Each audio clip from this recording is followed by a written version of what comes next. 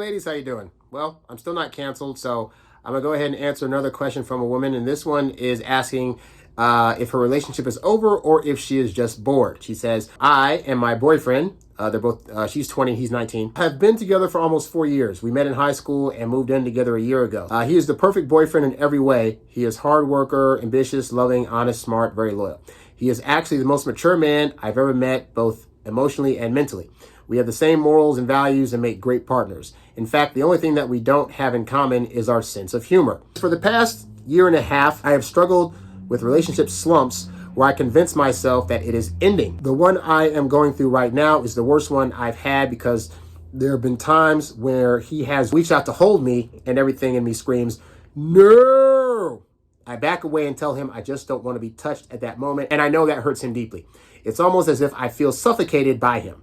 I guess it doesn't help that I don't have any friends and that this is the only relationship he and I have ever been in. So he's the only person that I socialize with and all that I know. There's more to it, but basically this is like the crux of a problem. So here's the thing. The real honest answer is that there could be a few things that are happening here. But the one that I'm seeing that first sticks out to me is that you have nobody else to talk to. I know there's this romantic notion of, oh, people need to be each other's everything and this person's the only one for me and I don't need anybody else.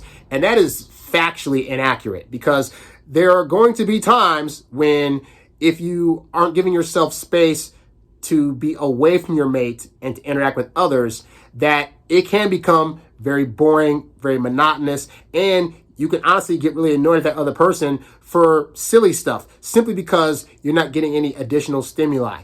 Men and women need friends outside of just the person that they're dating. And if you're not doing that, you're doing a disservice. Now, assuming you're not with somebody that is completely jealous and is just saying, hey, if you're not just talking to me, then I'm going to feel hurt or whatever, then you should be doing other things that don't involve that person. You should be meeting up with other people that maybe your other person doesn't always have to be around for you to talk to, you know?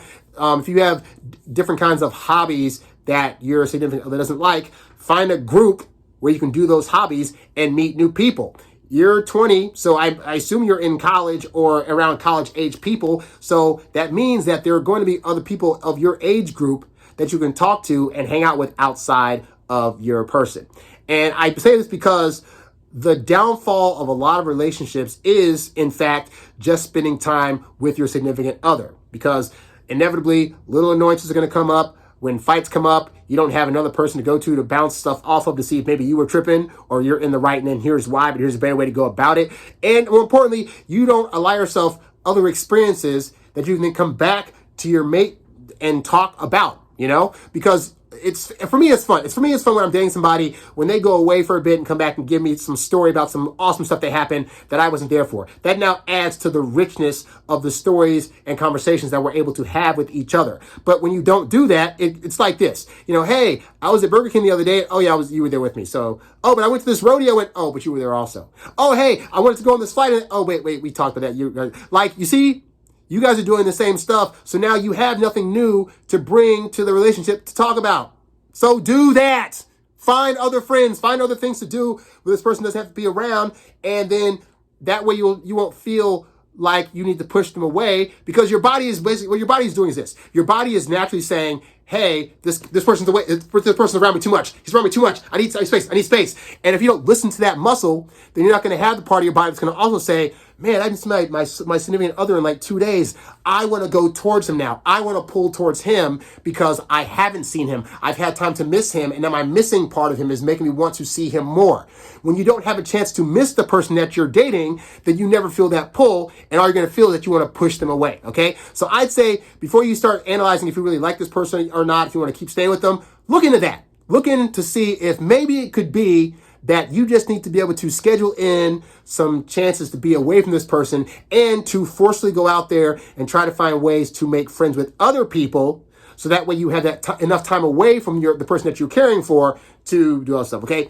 Last thing I'll say is this. You made a big mistake by moving in with them. I'm just going to be real. I don't believe that couples should live together before they get married. It's just, but more importantly, because of this exact situation where it's like you go from in the dating phase of stuff, you can, really be with a person and connect with them. And if there's any problem situations, you can talk about it, go back to your respective corners and then come back. But more importantly is that you cannot practice a relationship.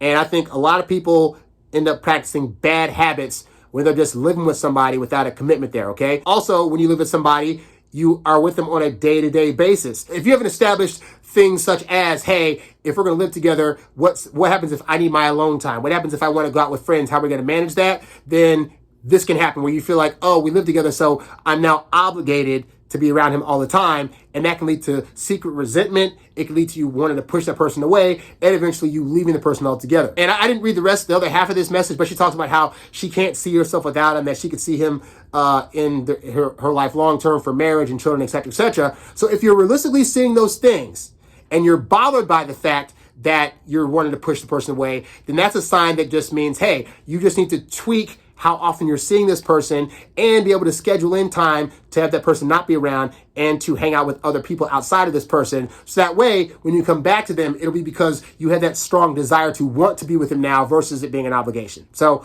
hopefully that's helpful. If you have any comments you want to leave down below, ladies, you can leave a comment right there, down there somewhere. And if you have any questions you want answered on one of these videos, you can leave that down there as well. Hopefully this is helpful. Assuming this video doesn't get me canceled, I'll be back later with some more advice for you ladies because I keep getting asked to do this stuff. So thanks for watching, and I'll catch you next time. Peace.